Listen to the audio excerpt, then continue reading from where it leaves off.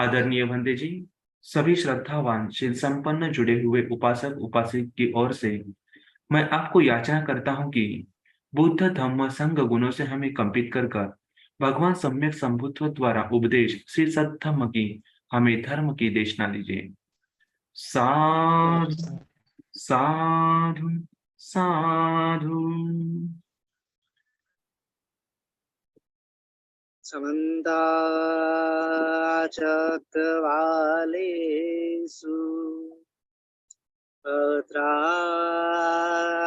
गच्छन्तु देवता सधम्मं मुनिराजस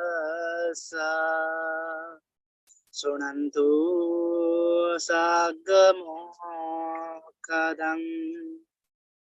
धम्मश्रवणकालो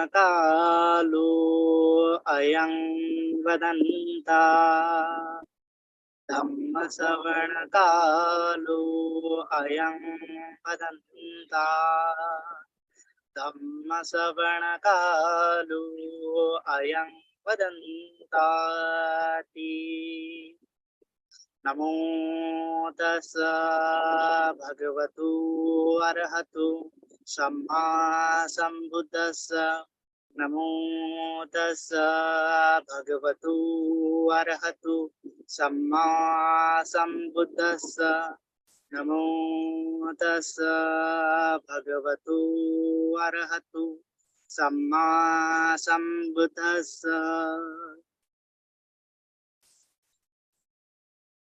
सबसे पहले विश्व वंदनीय महाकारुणिक तथागत सम्यक संबुद्ध तथागत द्वारा उपदिष्टित सद्धम्म और तथागत का पवित्र पावन ऐसा भिक्षु संघ तीन रत्नों को त्रिवार अभिवादन करता हूँ। वैसे ही भारतीय घटने के शिल्पकार महामानव बोधिसत्व डॉक्टर बाबा साहब आम्बेडकर जिन्होंने धम्म क्रांति का ऐलान किया, उस धम्म क्रांति में मैं अपने आप को समर्पित करता हूँ। वैसे ही सभी उपस्थित जुड़े हुए उपासक तथा उपासिकाएं, साधक साधिकाएं, सभी के प्रति मंगलमय थी।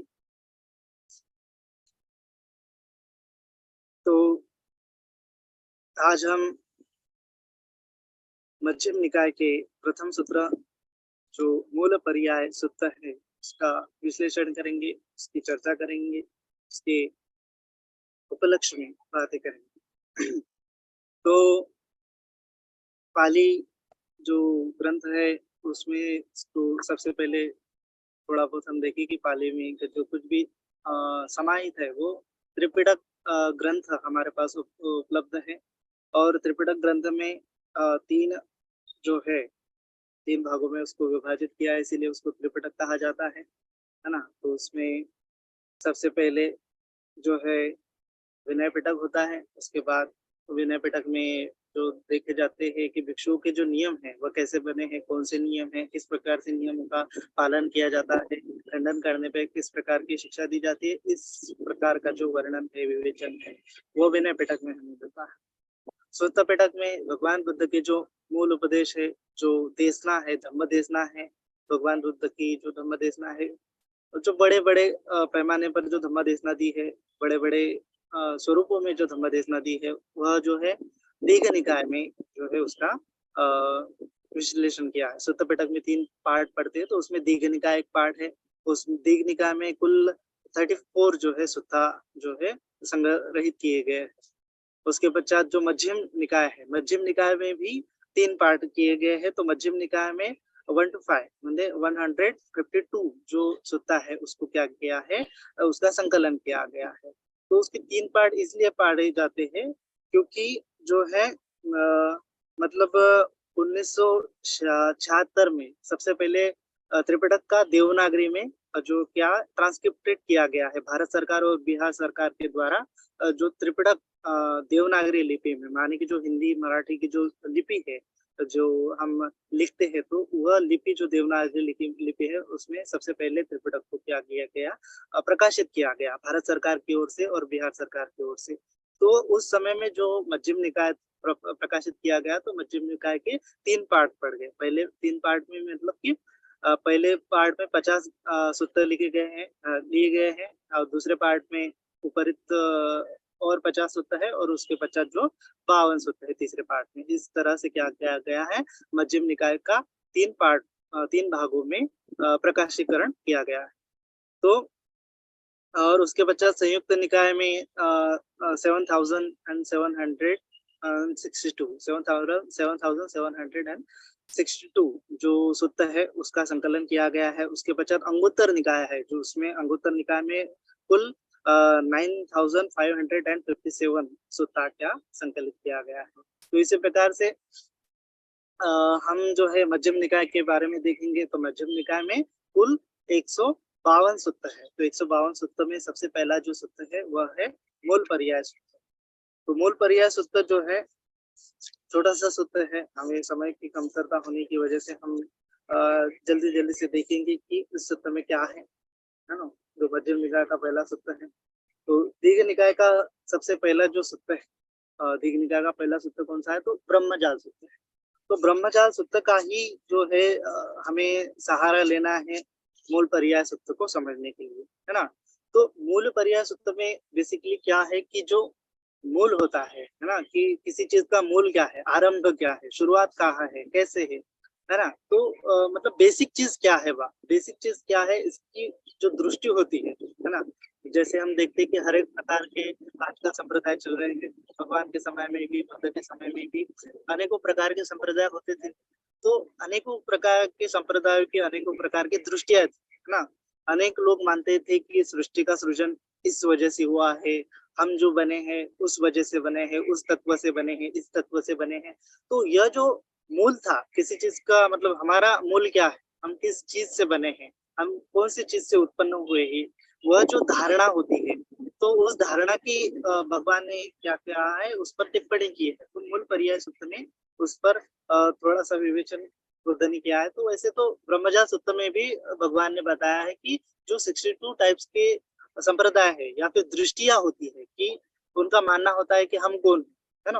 हालांकि फिलोसॉफी की रचना ही मानव सभ्यता में फिलोसॉफी की रचना ही इसी वजह से हुई कि हम कौन है, हम कहाँ से आए हैं, हम कहाँ जाएंगे, हमारा गोल क्या है, हमारा उद्देश्य क्या है, हमारा जीवन क्या है, जीवन का आरंभ कैसे हुआ। तो इन सब विषयों की चर्चा जो है सभी दार्शनिक जो तत्व ज्ञान होता है या दार्शनिक फिलोसॉफी होती है वह करती है।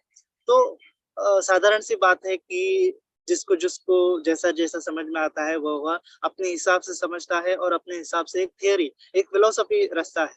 इस सृष्टि का सृजन कैसे हुआ, मनुष्य का सृजन कैसे हुआ, जीवात्मा का या फिर जीव का जो सृष्टि का आरंभ कैसे हुआ। तो इस प्रकार की उनकी अवधारणाएं होती है ना, मान्यता होती है, दृष्टियां होती है। तो यह दृष्टियां कैसे उत्पन्न होती है, लोग दृष्टियों में कैसे फंसते हैं, तो उसका हम आज विश्लेषण देखें। तो एक समय की बात है कि भगवान उकट्ठा जो ग्राम था उसके नजदीक जो सुभग नाम का एक उद्यान था, जिसको भगवान किसी ने भगवान को दान दिया होगा। तो उस समय में भगवान जो है उकट्ठा ग्राम में निवास कर रहे थे। तो उस समय भगवान ने भिक्षुओं को संबोधित करते हुए कहा कि भिक्षुओं ने वदन ऐसा करके भगवान को प्रत्युत्तर दिया।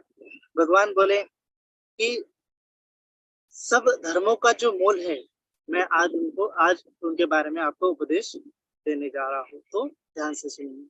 तो हाँ बनते कह के भिक्षुओं ने भगवान का उत्तर दिया।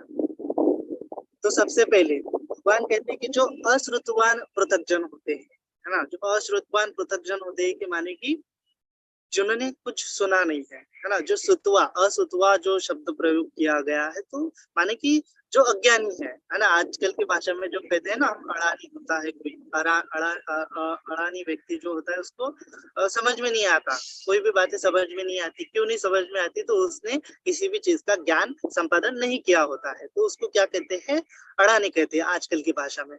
उस समय की भाषा में उसको असुतवा कहते थे। असुतवा क्यों कहते थे, क्योंकि उसने सुना नहीं था, है ना। तो समझने की बात है कि अड़ानी, उस समय में अड़ानी क्यों शब्द प्रयोग नहीं किया कहा जाता था, कि उसको माने कि उसने कोई भी प्रकार का ज्ञान संपादन नहीं किया था। तो ज्ञान संपादन करने का एकमात्र जरिया उस समय में था, जब भगवान 2500 साल पहले भगवान बुद्ध का जन्म हुआ था। तो उस समय में लोग जो है शिक्षा ग्रहण करने के लिए क्या करते थे कि अपने जो गुरु के पास जाते थे और गुरु से ज्ञान को श्रवण करते थे, और गुरु से जो कुछ भी सुनाए मतलब वो सुनते थे, उसको क्या करते थे, मन में कटिबद्ध करते थे, उसका अभ्यास करते थे, और निरंतर अभ्यास से क्या करते थे, वो ज्ञान को ग्रहण करते थे। तो उस समय में ऐसा नहीं था, टेक्स्ट बुक नहीं थे, लिखित साधन नहीं थे, तो क्या एक ही मात्र जरिया था ज्ञान प्राप्त करने का, ज्ञान सीखने का, कि अपने गुरु के पास जाए और गुरु से सुने, है ना, गुरु से सुने कि गुरु को क्या साध्य हुआ है, गुरु के पास की जो विद्या है उसको गुरु से सुने और गुरु से आत्मसात करते हुए उसका अभ्यास करें। तो जो व्यक्ति सुतवा होता है, माने कि क्या होता है कि जो श्रुतवान होता है, श्रुतवान माने कि जो गुरु की सुनता है, अलग अलग प्रकार के गुरु अलग अलग प्रकार की विद्याओं को सुनता है, और सुनने के बाद जो है उनको आत्मसात करता है ना, तो उसको सुतवा कहा है। और असुतवा किसे कहा गया है कि जो असुतवान है, माने कि जिन्होंने अभी सुना नहीं, वो गुरु के पास नहीं जाते, किसी प्रकार के ज्ञान सुनने की उनमें क्षमता नहीं है या फिर जिज्ञासा नहीं है ना, तो वह उनको क्या कहा है, असुतवा कहा गया, अश्रुतवान कहा गया।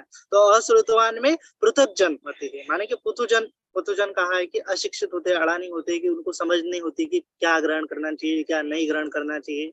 तो इस प्रकार के जो असुतवा लोग होते हैं, तो उसके लिए भगवान उपदेश करते हैं, मतलब उनके उनके बारे में भगवान उपदेश में बताते हैं कि जो असुतवा लोग होते हैं उनकी जो मान्यता होती है, उनकी मान्यता कैसी होती है कि जो धर्म से वंचित होते हैं, है ना, उन्हें जो अध्यात्म है या फिर जो क्या बोलते हैं उसको, फिलोसॉफी है ना, इस जगत का निर्माण कैसे हुआ है ना, हम सृष्टि की सृजना कैसे हुई, हमारा आरंभ कैसे हुआ, तो इस समय में इस बारे में जो कुछ भी ज्ञान उस समय में चल रहा था, उसमें जो ज्ञान में था, उस ज्ञान में भी अनेक प्रकार के आचार्य थे, वह भी क्या थे, असुतवा थे, माने कि उनको भी अच्छी तरह से ज्ञान नहीं प्राप्त हुआ था, फिर भी वो क्या करते थे, क्लेम करते थे कि उनको अमुक अमुक तरह का ज्ञान जो है प्राप्त हो गया है।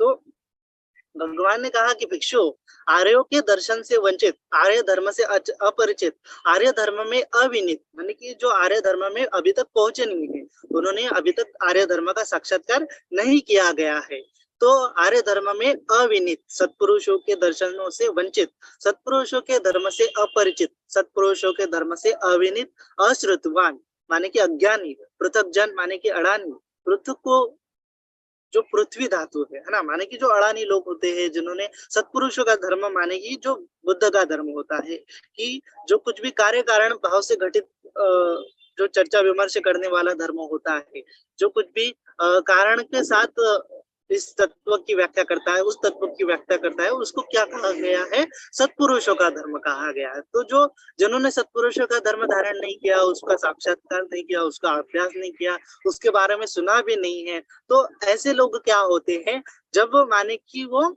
ध्यान करते हैं, आमतौर पे ये जो बात की गई है, जो ध्यानी व्यक्ति की, जो ध्यानी श्रमण होते हैं, ब्राह्मण होते हैं, सन्यासी होते हैं, तो वो जो सन्यासी होते हैं, उन्होंने ठीक प्रकार से धर्म को धारण नहीं किया होता है, तब वो ध्यान ध्यान करते हैं, तो ध्यान करते हैं या फिर उनकी मान्यता होती है, तो वह क्या कहते हैं कि पृथ्वी को पृथ्वी के तौर पर जानते हैं, है ना, तो पृथ्वी को मतलब जो पृथ्वी धातु होता है ना, यहाँ पर चर्चा की गई है पृथ्वी धातु, आप धातु, तेज धातु और वायु धातु, यानी कि जो तत्व है, जो जिन तत्वों से इस संसार का सृजन हुआ है, इस संसार में जो तत्व अस्तित्व में है, उस उनके बारे में जो मान्यताएं बनी है लोगों की, उसके संदर्भ में इसी सूत्र में क्या कहा है, उसका विश्लेषण किया गया है। तो हम देखते हैं कि हमारा जो शरीर है, या हमारा शरीर क्या, इस जगत की जो कुछ भी चीजें हैं, वह चार धातुओं से बनी है। कौन से चार धातुओं से, एक तो पृथ्वी धातु से, माने कि अर्थ एलिमेंट से, और आप धातु से, वाटर एलिमेंट से, है ना, जो जल धातु है उससे बनी है। उसके बाद अग्नि धातु है, अग्नि धातु माने कि जो फायर एलिमेंट है उससे चीजें बनी है। उसके बाद जो है वायु धातु से, और आकाश धातु भी उसमें आ जाता है। तो ये पांच धातु है, कुल मिला के इन पांच धातु से हर एक चीज जो है अस्तित्व में आती है। इन पांच धातु के समतोल से कि क्या होता है कि किसी चीज का निर्माण होता है। जो कुछ भी हम भौतिक चीजें देखते हैं, उन पांच तत्वों के मिलने के कारण ही इन भौतिक तत्वों का ये जो है निर्माण होता है ना। तो हम देखते हैं कि यह जो फिलॉसफी है, है ना, जो 5 धातुओं से इन सृष्टि का सृजन हुआ, ये फिलॉसफी भगवान बुद्ध से पहले भी चली आती थी, है ना। तो उनकी मान्यता थी कि जो प्रकृति में ये जो घटक पाए जाते हैं यही बेसिक एलिमेंट है और इससे ही सब कुछ चला आता है। यह धारणा तो ठीक है, लेकिन कोई कोई सन्यासी होते हैं, कोई कोई जो परिव्राजक होते हैं, भगवान के काल में होते थे या है ना, आज भी होते थे, लेकिन आज उनकी धारणाएं अब बदल गई है ना। उनकी धारणाएं हम विस्तार में जानेंगे। लेकिन उस समय में कैसी धारणा होती थी कि जो ध्यान करते थे, तो ध्यान करते हुए वो जानते थे कि पृथ्वी को पृथ्वी के तौर पर जानते थे। तो पृथ्वी को कैसा जानते थे कि पृथ्वी को पृथ्वी समझकर वो पृथ्वी मानते थे, है ना, उसको समझकर मानते थे कि वो पृथ्वी है। और वो जानते थे कि यह जो पृथ्वी है सभी तरफ हम क्या देखते हैं कि पृथ्वी ही पृथ्वी, पृथ्वी धातु ही पृथ्वी धातु, पृथ्वी धातु ही पृथ्वी धातु। तो उन सन्यासियों का मानना तो होता है कि यह जो पृथ्वी धातु हमें सभी जगह दिखाई दे रही है, उससे ही हम बने। तो उसकी ऐसी अवधारणा हो जाती है कि मेरा निर्माण भी क्या हुआ है, पृथ्वी धातु से ही निर्माण हुआ है। या फिर वो ऐसा मानता है कि पृथ्वी धातु, मैं ही पृथ्वी धातु, है ना, मेरे भीतर जो पृथ्वी धातु है वही क्या है कि वो मेरा ही अस्तित्व है। मेरा अस्तित्व क्या है कि पृथ्वी धातु ही मेरा अस्तित्व है, ऐसी उसकी अवधारणा होती है। वह जानता है कि वह पृथ्वी के द्वारा ही निर्मित है ना, पृथ्वी से ही वह बना है और पृथ्वी मेरी है और पृथ्वी से ही मैं हूँ, ऐसी उसकी धारणा होती है। और पृथ्वी सब कुछ है, पृथ्वी आदि है, पृथ्वी अंत है, उसका ऐसी मान्यता होती है। और वह पृथ्वी को अभिनंदन करता है, माने कि पृथ्वी को ही सब कुछ समझ बैठता है। और उसी प्रकार क्या होता है कि कोई कोई साधक जो होता है कि जो आप धातु को जो है उसकी प्रैक्टिस करता है, माने कि जो जल धातु है उसको जल कसन ग्रहण करता है और वो सब जगह देखता है कि इस संसार में जल ही जल है, इधर जल है, उधर जल है, ऊपर जल है, नीचे जल है। तो जल ही जल होने के कारण वो जानता है कि वह भी जल से बना है ना। वह क्या है, उसका अस्तित्व क्या है, जल से ही निर्मित है ना, जल में ही उत्पन्न होता है और जल में ही क्या होता है, विलीन होता है। तो उसकी अवधारणा ऐसी बनती है कि जल ही सब कुछ है, जल से ही वह निर्मित है और वह क्या करता है, जल का अभिनंदन करता है। उसके पश्चात कोई कोई वायु धातु पर जो है ध्यान साधना करता है, तो वो देखता है कि बाहर भी वायु है, सभी जगह वायु है, मेरे भीतर भी वायु है। और उसको वायु धातु जो है उसका साक्षात्कार होता है, वायु धातु वह अपने बॉडी के भीतर फील करता है। तो वो जानता है कि मैं ही इस वायु धातु से बना हूँ। वह जो स्वतः है, उसका जो अहम होता है ना, मानी कि वो उसको आत्मा कह लेता है। वो आत्मा क्या है कि वायु धातु से बनी है और वो वायु धातु से ही उत्पन्न है। और जो बाहर का धातु है वही वायु धातु की वजह से ही इस सृष्टि का सृजन होता है और वही उसमें अंत में सब जो सृष्टि है वायु धातु में ही विलीन हो जाती है। तो ऐसी मान्यता उसकी बन जाती है। कोई के साधक ऐसे होते हैं कि वो अग्नि धातु को ऐसा मानते हैं, अग्नि धातु की धारणा करते हैं। वो देखते हैं कि पूरा उसका शरीर कुंज जो है वो अग्नि धातु से ही निर्मित है, अग्नि धातु ना होती तो वह उसका सृजन नहीं होता। तो वह जानता है कि जो मूल कोर है उसका, है ना, उसके सृजन का जो मूल कोर है वह अग्नि धातु में पाता है। इसीलिए उसका मूल धर्म जो है अग्नि धातु मानता है और वो अग्नि से ही उत्पन्न हुआ है ऐसा मानता है, अग्नि से ही वह विलीन हो जाएगा ऐसा मानता है। और उसकी अवधारणा बनती है कि अग्नि धातु से ही यह संसार चल रहा है। तो इसी प्रकार जो है वह क्या करते हैं, अलग अलग प्रकार के आलम्बन लेते हैं और अलग अलग प्रकार के आलम्बन लेते हुए वह जानते हैं कि मेरा जो मूल है वह क्या है। कोई जानता है कि मेरा मूल पृथ्वी धातु है, कोई जानता है मेरा मूल जो है आप धातु है, जल धातु है, कोई जानता है कि वायु धातु है, कोई जानता है कि तेज धातु है। तो इस प्रकार के धातुओं को जब वो ध्यान साधना में अपने भीतर पाता है तो वह जानता है कि वही उन धातुओं से ही वह बना है। वह उसका मूल जो धर्म है, माने मूल धर्म क्या है कि संक्षेप में उसको आज जो है आत्मावाद कहते हैं। उसकी आत्मा किस चीज से बनी है, उसका निर्माण किस चीज से हुआ है। तो वह क्या होता है, इन धातुओं का ध्यान करने से, इन धातुओं का साक्षात्कार करने से वो जानता है कि इन धातुओं की वजह से ही उसका सृजन हुआ है।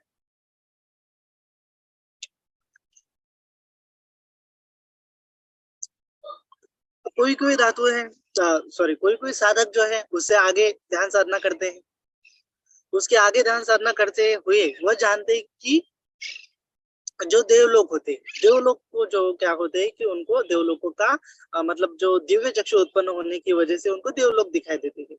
तो देवलोक देखने के कारण वो जानते हैं कि प्रजापति देवलोक होता है। प्रजापति देवलोक को ही वह सब कुछ मान बैठते हैं कि इस प्रजापति देवलोक से ही मैं उत्पन्न हुआ हूँ और यह प्रजापति देव ही सब कुछ है और इस प्रजापति देव को ही मैं मानूंगा और उस प्रजापति देव में ही सब कुछ विलीन होने वाला है। उसी प्रकार जो है अवसर देव होता है, शुभकिरणा देव होता है, वेहफल देव होता है और जितने प्रकार के देवलोक होते हैं, है ना, अभिभू देवलोक होता है और उसके पश्चात ब्रह्मलोक देव होता है। तो ब्रह्मा से ही वो जानते हैं कि मैं ब्रह्मा के कारण ही उत्पन्न हुआ हूँ, मैं ब्रह्मा से उत्पन्न हुआ हूँ, है ना, मैं ब्रह्मा हूँ और ब्रह्म में ही सब कुछ विलीन होने वाला है। तो उस प्रकार की जो अवधारणा बनती है तो वह भी क्या होती है, पृथक जन समझ बैठता है कि मेरा जो मूल है वो क्या है, ब्रह्म से, है ना, मैं क्या हूँ, ब्रह्म हूँ और उसके पश्चात क्या होने वाला हूँ, ब्रह्म होता हूँ। तो जो मूल मतलब कि कुछ तो भी है, जो अस्तित्व की जो अवधारणा होती है, की जो अवधारणा होती है वह क्या है, ब्रह्म से ही लेकर वह ब्रह्म का साक्षात्कार करने से ही क्या होता है कि उसके साथ ही वो ऐसी अवधारणा बना लेता है कि मैं ही ब्रह्म हूँ और ब्रह्म में ही यह सब कुछ क्या होता है, घटित होता है। तो भगवान बुद्ध के समय में यह जो ब्रह्म को मानने वाले लोग ज्यादा होते थे और इस प्रकार के क्या होती थी, उनकी अवधारणा होती थी।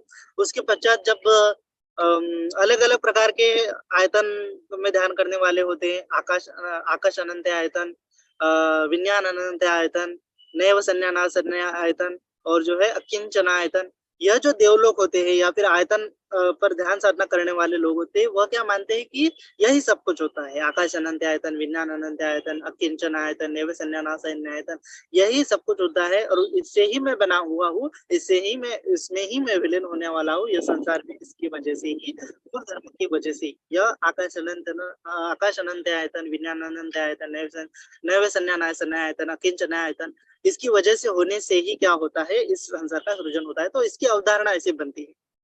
तो यह अवधारणा क्यों बनती है, तो उसके बारे में भगवान ने ब्रह्मजाल सूत्र में बताया है कि ब्रह्मजाल सूत्र में हम देखें तो ब्रह्मजाल सूत्र में यह जो अवधारणा क्यों बनी है तो उसके उपलक्ष्य में भगवान ने टिप्पणी की है, उपदेश किया है। तो भगवान कहते हैं कि जो लोग माने की ध्यान साधना करने से उनको ब्रह्मलोक में वो जानते हैं कि ब्रह्मलोक का साक्षात्कार करते हैं, तो ब्रह्मलोक में जो कुछ भी जानते हैं वो ब्रह्मा उनको बाकी के ब्रह्मा जो लोग उनको बताते हैं कि ये सृष्टि का आदि मैंने जाना है, सृष्टि का अंत मैंने जाना है और ये जो सूक्ष्म सूक्ष्म जीव है या फिर मनुष्य लोग है या फिर ये लोग है, अनका फलाना अलग अलग प्रकार के लोग है, यह लोग क्या होते हैं कि मैंने उत्पन्न होते हुए देखे हैं, मृत्यु होते हुए देखे हैं, उसका आदि मैंने देखा है, उनका अंत मैंने देखा है, उसका कल्प का सृजन मैंने देखा है, कल्प का संवर्त देखा है, विवर्त देखा है। इस प्रकार से देखने से वह उसकी सृष्टि ऐसे उत्पन्न होती है कि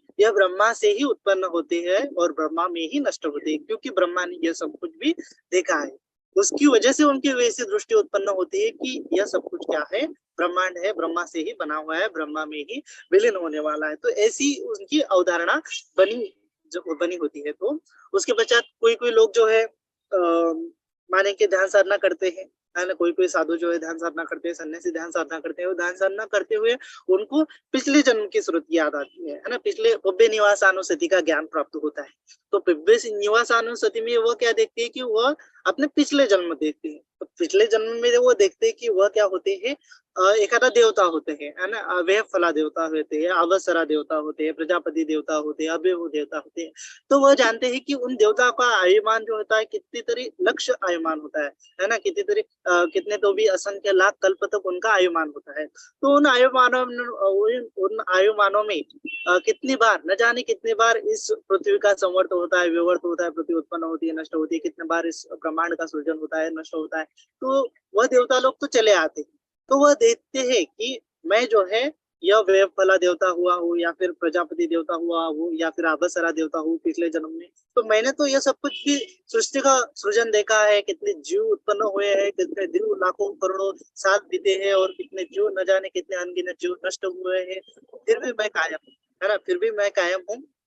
तो वह देखता है कि यह जो देव है, ये जो ब्रह्मा है या फिर प्रजापति है या फिर अमका अमका देव है, तो वह जो देवलोक है वही सब कुछ है, उससे ही सृष्टि सृजन होती है, उससे ही नष्ट होता है। तो उसको लगता है कि मैं वहां से उत्पन्न होके, है वहां से च्युत होके, वहां से नष्ट होके मेरा इस मनुष्य जन्म में उत्पन्न हुआ है। तो सभी जो सत्व है, सभी है ना, उसको क्या हुआ है, खाली पुब्बे निवास अनुसति का ज्ञान प्राप्त हुआ है ना। पुब्बे निवास अनुसति में वो जानता है कि मैं कहाँ पे था पिछले जन्म में और इस जन्म में मैं कहाँ पे उत्पन्न हुआ। वह यह नहीं जानता कि दूसरे लोग कहाँ पे उत्पन्न हुए हैं, है ना, और दूसरे लोग कहाँ से आते हैं। तो वह यह उसको दृष्टि ऐसे उत्पन्न होती है कि सभी लोग क्या है कि ब्रह्मा से ही, मतलब मेरा जन्म यदि भी ब्रह्मा से च्युत होके मनुष्य लोक में हुआ है, तो सभी वह ऐसे मानता है कि सभी मनुष्य लोग जो है वह क्या है कि मरने के पहले ब्रह्मा में ही थे, ब्रह्म लोक में थे, और ब्रह्म लोक से च्युत होके वह मनुष्य लोक में आते हैं। तो ऐसी उसकी अवधारणा होती है। तो इसीलिए वह जानता है कि यह सब कुछ भी ब्रह्मा से कारण होता है, ब्रह्मा से ही विलीन होता है, ब्रह्मा में ही विलीन होता है ना। और कोई लोग जो होते हैं कि शाश्वतवाद की दृष्टि देखते हैं, शाश्वतवाद उनकी दृष्टि होती है कि वह मानते हैं, है ना, कोई साधक ऐसे होते हैं कि वह मानते हैं कि अनंत काल से वो चले आ रहे हैं और अनंत काल तक वह चलते ही जाएंगे। माने कि उसका अस्तित्व जो है अनंत काल से ही आ रहा है और अनंत काल तक ही रहेगा, है ना। ऐसी दृष्टि क्यों उत्पन्न होती है। तो कोई जो साधक होते हैं उनको क्या होता है कि पुब्बे निवास सती का ज्ञान होता है कि माने कि पिछले जन्म वो देख सकता है। तो वो कितने पिछले जन्म देखता है, तो वह कई असंख्य लाख कल्प पिछले जन्म देखता है। और उन जन्मों में देखता है कि वह एक जानवर था, एक जानवर से मरने के बाद वो दूसरे जानवर में उत्पन्न हुआ, फिर मनुष्य लोक में उत्पन्न हुआ, फिर देवता लोक में उत्पन्न हुआ, वहां से मरने के बाद फिर मनुष्य लोक में, फिर जानवर लोक में। और वो न जाने कितनी योनियों में उत्पन्न हुआ, न जाने कितनी योनि में मरा, न जाने कितनी योनियों में वह भटकता फिरता है, और न जाने कितने कल्पों तक वो भटकता रहता है।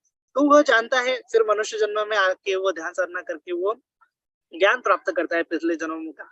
तो उसकी ऐसी दृष्टि उत्पन्न होती है कि मैं तो कई सालों से, कई लाखों कल्प तक जो है जीवित था, और कई लाखों कल्प तक मैंने जन्म ग्रहण किया, और मेरा इस जन्म से उस जन्म में, उस जन्म से उस जन्म में, उस जन्म से उस जन्म में जन्म होता रहा। तो मेरा अस्तित्व कुछ तो भी है, इसी के कारण मैं जन्म लेते आ रहा हूँ, और इसके पश्चात भी मेरा अस्तित्व कायम रहेगा। उसकी ऐसी अवधारणा बन जाती है। तो वह क्या समझता है कि आस्तिकवाद जो है उसका मूल पर्याय धर्म बन जाता है। और कई के मतलब ऐसे बहुत सारे जो है पृथकजन ऐसे मान लेते हैं, उनकी ऐसी अवधारणा बनती है। तो यह मूल पर्याय सूत्र में कहा है कि उसका मूल क्या है ना, उसके उत्पन्न होने का मूल क्या है कि वह कहाँ से उत्पन्न होते हैं और किस चीज में विलीन हो जाते हैं। तो उनके ऐसी अवधारणा बनती है कि पृथ्वी धातु से, आप धातु से, तेज धातु से, है ना, वायु धातु से उत्पन्न होते हैं, या फिर आबसरा देवता, प्रजापति देवता, ब्रह्म देवता, है ना, अनेकों प्रकार के देवता, नेवसन्या जो चार असन्य देवता है, उनमें वो उत्पन्न होता है, उनमें ही वो विलीन होता है। तो उनकी ऐसी अवधारणा बनती है कि वही सब कुछ है। तो उसके बाद जो है कई के साधक ऐसे होते हैं कि जो निर्वाण होता है, तो निर्वाण को ही साक्षात्कार करते हुए वो जानते हैं कि वह खुद निर्वाण है ना, और वो खुद निर्वाण से उत्पन्न हुए हैं, और वो खुद निर्वाण में ही विलीन होने वाले हैं, और जो निर्वाण है वही मेरा है, बाकी कुछ भी मेरा नहीं है। उसकी ऐसी दृष्टि बन जाती है।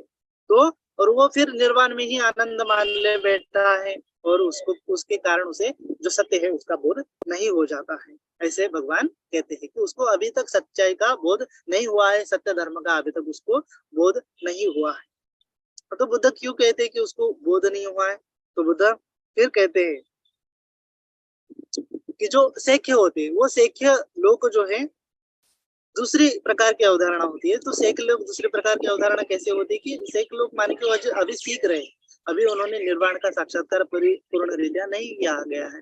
तो वह ऐसा सीखते हैं कि भगवान ने उनको सिखाया है ऐसा कि वह पृथ्वी को पृथ्वी धातु ना समझे, है ना, वह खुद को पृथ्वी से उत्पन्न हुआ ना समझे, पृथ्वी में विलीन होने वाला ना समझे, पृथ्वी धातु को खुद नहीं समझे, और वह नहीं समझे कि यह पृथ्वी मैं। तो वह ऐसी धारणा करता है, जो सेक्ट होता है वो क्या धारणा करता है कि मैं पृथ्वी धातु नहीं हूँ, मैं पृथ्वी से उत्पन्न नहीं हुआ हूँ, और मैं पृथ्वी मेरा नहीं है, मैं नहीं हूँ। वह अनात्म भाव की भावना करता है। वो ऐसा क्यों करता है, क्योंकि भगवान ने उसको सिखाया है ना, भगवान ने ऐसा करने को उसको सिखाया है। तो भगवान ने ऐसा क्यों सिखाया है, तो भगवान ऐसा जानते हैं कि यह जो संसार है, यह संसार क्या है कि किसी एक चीज के कारण उत्पन्न नहीं हुआ है, और किसी, है ना, हर एक चीज उत्पन्न होने के पीछे कोई ना कोई तो भी कारण है। तो उन कारणों की वजह से क्या हुआ है, उस अलग अलग कारणों की वजह से अलग अलग यह प्रपंच का निर्माण हुआ है, संसार का निर्माण हुआ है। तो जिस जिस प्रकार के संस्कार होते हैं, संस्कार होते हैं, उस प्रकार से क्या होता है कि वस्तुओं का निर्माण होता है। तो एक प्रकार से हम हमारा जो नाम रूप है वह क्या है, एक प्रकार से उत्पन्न नहीं हुआ है ना। भगवान कहते हैं कि जो हमारा पंचस्कंद है ना, नाम रूप माने कि पंचस्कंद जो है कि जो पृथ्वी, आप, तेज, वायु, इन धातुओं से क्या हुआ है, हमारा शरीर बना है। और नाम स्कंद जो है वेदना, संज्ञा, संस्कार और विज्ञान से बना हुआ है। इन नाम और रूप तत्व से मिलने की वजह से क्या हुआ है, हमारा जो शरीर जो है निर्माण हुआ है, और हमारे मन का निर्माण हुआ है। यद्यपि नाम नहीं है तो रूप भी नहीं है ना, यदि रूप का अस्तित्व नहीं है तो नाम का भी स्वतंत्र अस्तित्व नहीं रह सकता है। इन दोनों का जो क्या होता है कि कार्य कारण भाव है ना, कि दोनों को एक दूसरे पर डिपेंड होने की वजह से क्या होता है कि यह संसार, ये जो नाम रूप का प्रपंच है वह चलता है। यद्यपि एक चीज नहीं है ना, नाम एक एक चीज नहीं है, नाम न होने से, केवल रूप होने से जीव नहीं उत्पन्न होता है, या फिर केवल रूप है और उसमें नाम नहीं है तो जीव उत्पन्न नहीं होता है, उसको जीव नहीं कहा जाता है ना। और यदि भी खाली नाम है और उसमें रूप नहीं है तो वह भी क्या होता है, जीव नहीं होता है। तो उस प्रकार भगवान कहते हैं कि नाम रूप के प्रपंच होने से नाम के कारण रूप होता है, रूप के कारण नाम होता है। तो इस प्रपंच की वजह से है ना, क्या होता है कि वह सहजात पच्चय न पच्चय, है ना, अन्य मन्य पच्चय न पच्चय, कि एक दूसरे पर आश्रित होते हैं। नाम रूप क्या होते हैं, एक दूसरे पर आश्रित होते हैं, अन्य मन्य पच्चय होते हैं, सहजात पच्चय होते हैं, साथ साथ उत्पन्न होने वाले होते हैं। इसीलिए हमें क्या समझना चाहिए कि पृथ्वी, आप, तेज, वायु और इन चारों से मिश्रित हमारा जो रूप होता है, शरीर होता है, उसमें यद्यपि मन है तो वह क्या होता है, एक प्रपंच चलता है, एक साइकिल चलती है, साइकिल चलती है, मेटाबॉलिज्म चलता है। और उसके कारण क्या होता है कि सजीव जो है वह मूवमेंट कर सकता है, सजीव जो है उसका संस्कार निर्मित कर सकता है। यह जो है प्रपंच होता है। और प्रपंच माने कि कार्य कारण भाव होता है। कार्य कारण भाव यदि अस्तित्व नहीं है तो क्या होता है कि किसी चीज का निर्माण भी नहीं हो सकता है। इसीलिए भगवान कहते हैं कि किसी इस संसार में ऐसी कौन सी भी चीज नहीं है जिसको तुम अपना कह सको। इसीलिए भगवान क्या कहते हैं कि अनात्मवाद का सिद्धांत देते हैं कि तुम्हारा इस जगत में कुछ भी नहीं है ना। इस जगत, ये जगत हम देखें तो यह जगत क्या है कि एक दूसरे पर निश्रित है ना। हम सांस भी ले रहे हैं तो क्यों ले रहे हैं, क्योंकि ऑक्सीजन है। ऑक्सीजन क्यों है, क्योंकि पेड़ पौधे हैं, या फिर जो अनेक प्रकार के अलगा है जो ऑक्सीजन प्रोड्यूस करते हैं। अगर उन्होंने ऑक्सीजन प्रोड्यूस ही नहीं किया है तो हम सांस भी नहीं ले सकते, ऑक्सीजन भी नहीं ले सकते। हमारा आधा जो लंग्स है वो क्या है, यह जो एनवायरमेंट में जो ऑक्सीजन है, पेड़ पौधे है वो जो निर्मित कर रहे हैं, वो हमारा आधा लंग्स है ना। प्रकृति हमारा आधा, जो यदि भी प्रकृति में ऑक्सीजन ही नहीं तो हम जीवित नहीं रह सकते। तो हम क्या है, प्रकृति पर आश्रित है। हमारा पूरा शरीर जो है प्रकृति पर आश्रित है। यदि भी हम अन्न सेवन ना करें तो हम जीवित नहीं रह सकते। और अन्न कहाँ से आ रहा है, जो हमारा शरीर जो है कहाँ से निर्मित हो रहा है, तो बाह्य जगत में जो कुछ भी हमें वस्तुएं मिल रही है उसकी वजह से हमारा रूप जो है बढ़ रहा है। और जो है यह साइकिल चलती आ रही है, हमें ऊर्जा मिल रही है और ये जो साइकिल चल रही है। तो भगवान कहते हैं कि इस जगत में ऐसा पृथ्वी धातु खुद नहीं उत्पन्न हो सकता, आप धातु खुद नहीं उत्पन्न हो सकता, तेज धातु खुद नहीं उत्पन्न हो सकता है कि जिसको तुम अपना कह सको, है ना। इस जगत में कोई भी देवता खुद नहीं उत्पन्न हो सकता, कोई भी जो सत्व जो है कुछ भी उत्पन्न नहीं हो सकता। इसीलिए कोई भी देवता को तुम अपना नहीं मान सकते। या फिर यहाँ तक कि भगवान जो कहते हैं कि निर्वाण जो है, निर्वाण के बारे में भी इसकी अवधारणा होती है, वो निर्वाण को भी अपना नहीं मान सकते। वो इसलिए जो अरहत होते हैं, वह अरहत क्या करते हैं कि वो अरहत, उनको ज्ञान प्राप्त होने की वजह से वह जानते हैं कि यह जगत में मैं, मेरा कहने लायक कुछ भी नहीं है ना। यह प्रपंच होने के कारण ही इस जगत का निर्माण हुआ है। तो इसमें जो पृथ्वी धातु है वो पृथ्वी धातु को मैं है, मेरा है ऐसा नहीं मानता। आप धातु को मैं हूँ, मेरा है ऐसा नहीं मानता। तेज धातु को या फिर किसी भी देवता को, किसी भी अवस्था को मैं है, मेरा है ऐसा नहीं मानता। क्यों नहीं मानता, क्योंकि उसका लोभ नष्ट हो गया है। इस जगत में आसक्त होने का उसका स्वभाव नष्ट हो गया है, उसका द्वेष नष्ट हो गया, उसके संस्कार नष्ट हो गए, उसके अज्ञान नष्ट हो गया है। इसीलिए वह पृथ्वी को पृथ्वी है ऐसा ही मानता है। केवल पृथ्वी है, पृथ्वी में मैं हूँ ऐसा नहीं मानता। आप में मैं हूँ ऐसा नहीं मानता, यानी कि जल धातु में मैं हूँ ऐसा नहीं मानता। तेज धातु में मैं हूँ, मेरा है ऐसा नहीं मानता। क्योंकि उसको ज्ञान प्राप्त हो गया है कि यह जगत क्या है, एक दूसरे पर आश्रित है, इसमें मैं नहीं, मेरा कुछ भी नहीं, है ना। जो तथागत होते हैं वह भी क्या करते हैं कि पृथ्वी धातु को पृथ्वी धातु ही मानते हैं, उसको मैं मेरा नहीं मानते। आप धातु को आप धातु के तौर पर जानते हैं, किंतु वह उसको मैं मेरा नहीं मानते, है ना। उसी प्रकार किसी देवता को मैं मेरा नहीं मानते, इस संसार को मैं मेरा नहीं मानते, निर्वाण को मैं मेरा नहीं मानते, क्योंकि यह क्या है कि एक दूसरे पर निर्भित है, निश्चित है। इसलिए भगवान कहते हैं कि हमें ऐसा जानना चाहिए, इस जगत में जो कुछ भी है वह मैं मेरा नहीं है। इस जगत का मूल जो है वह कहा नहीं जाता, है ना। हमारा जो मूल है क्या है वह हमें पता नहीं। जो भगवान ने पतित्व समुपपाद में कहा है कि अविद्या पचा संकार, संकार पचा विज्ञान, इस सृष्टि का सृजन कैसे हुआ है, यह अविद्या है। अविद्या माने कि अंधकार है, अंधकार है, हम उसके बारे में नहीं समझ सकते, कितनी भी कोशिश करें हम नहीं समझ सकते। इसलिए भगवान ने कहा है कि सृष्टि का सृजन कैसे हुआ, सृष्टि का उत्पन्न कैसे हुआ, मैं कहाँ से उत्पन्न हुआ, मेरा क्या है। इस जगत में ये जो प्रश्न है यहाँ क्या है, संग्रह में डालने वाले हैं। इसीलिए उस प्रश्न की हमें चर्चा नहीं करनी चाहिए। हमें किस बात की चर्चा करनी चाहिए कि इस जगत में हमें दुख देने वाली चीजें कौन सी है, और उस दुख से हम कैसे छोड़ सकते हैं, दुख का निवारण कैसे कर सकते हैं, इसी बारे में हमें बात करनी चाहिए। और दुख से मुक्त होने का जो मार्ग है उसको अपनाते हुए उसकी साधना करनी चाहिए। यदि भी हम ऐसा करें तो हम इन दृष्टियों में नहीं पड़ेंगे, मैं मेरा होने, मतलब इस जगत में मैं हूँ, मेरा है, मेरा अस्तित्व है, यह है अस्तित्व, वह अस्तित्व है ना। इसी प्रकार की अवधारणा बन जाती है। तो यह क्यों बन जाती है, क्योंकि इस जगत में मैं हूँ, है ना, मैं कुछ तो भी हूँ, है ना। ऐसा उनकी मान्यता होने के कारण वो किसी ना किसी चीज को पकड़ बैठते हैं कि यह मैं हूँ, यह मेरा है, इस वजह से मैं हूँ, इसकी वजह से यह मेरा है। तो इस जगत में, इस सूत्र में हमें समझना है कि जो निर्वाण के बारे में कि वे भी किसी किसी को क्या होता है कि निर्वाण मेरा है, और निर्वाण जो है निर्वाण से मैं हूँ, उसकी ऐसी अवधारणा बनती है। वो अवधारणा क्यों बनती है, तो वह जो है हमें समझना चाहिए कि ऐसी अवधारणा क्यों होती है कि क्यों कोई भी साधक ऐसे वो ध्यान साधना करते हैं, तो ध्यान साधना करते हुए उनको क्या होता है कि प्रथम ध्यान प्राप्त होता है। तो प्रथम ध्यान प्राप्त होता है, द्वितीय ध्यान प्राप्त होता है, तृतीय ध्यान प्राप्त होता है, चतुर्थ ध्यान प्राप्त होता है।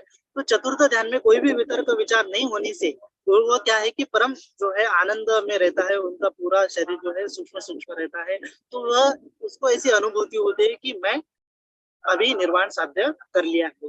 तो उसको ऐसा फील होता है कि वो जो चतुर्थ ध्यान मुझे प्राप्त हुआ है यही सब कुछ है, और उसी को ही वो निर्वाण समझ बैठता है। इसीलिए वह क्या होता है कि वह समझता है कि यही निर्वाण है और यह मेरा है ना, यह मेरा है। ये कुछ तो भी है जो मुझे प्राप्त हुआ है, कुछ तो भी मुझे फील हो रहा है, वह मेरा है। क्योंकि क्या है कि वह अल्टीमेट है ना, क्योंकि क्या है कि वह सर्व संपूर्ण है, उसको पूरा साक्षात्कार हो जाता है। तो पूरा साक्षात्कार होने की वजह से वह मान बैठता है कि वह जो अवस्था है उस अवस्था को वह नाम देता है, या फिर वह आज के जमाने में आत्मा, परमात्मा, ईश्वर, ऐसी भी अवधारणा होती है कि वह क्या मान बैठते हैं कि वह आत्मा है, परमात्मा है या फिर ईश्वर है।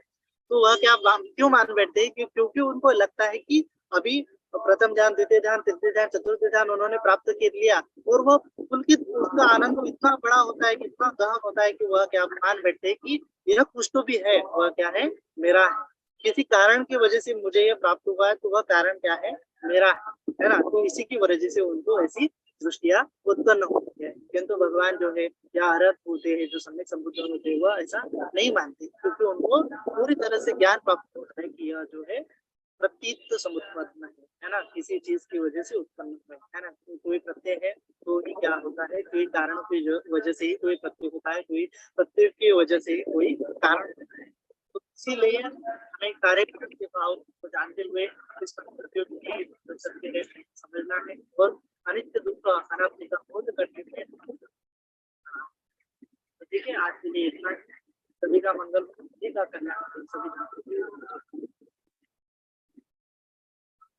साधु साधु साधु।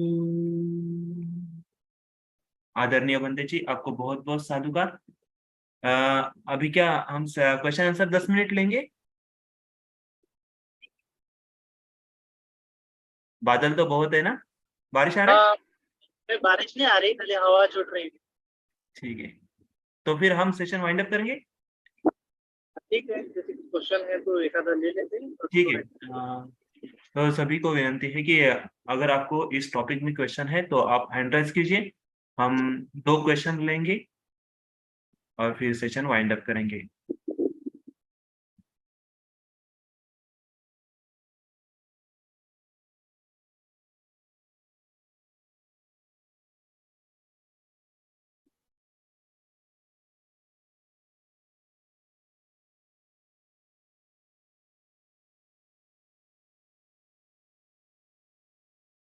शायद किसी को क्वेश्चन नहीं है। ठीक है फिर, अभी हम बुद्ध धम्म संघ को क्षमा याचना करके पुण्य अनुमोदन याचना करेंगे। ठीक है आदरणीय बंदी जी। ठीक है। साधु साधु साधु। सभी श्रद्धा पूर्वक हाथ जोड़े।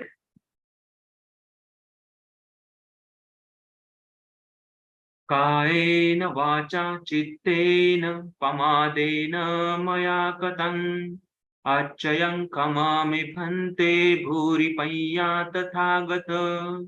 कायेन वाचा चित्तेन पमादेन मया कृतं अच्छयं क्षमामि धम्म सन्दिठेक अकालिक। कायेन वाचा चित्तेन प्रमादेन मया कृतं अच्छयं क्षमामि संघ पुण्यं खेतं अनुत्तर। सा सा सा- साधु।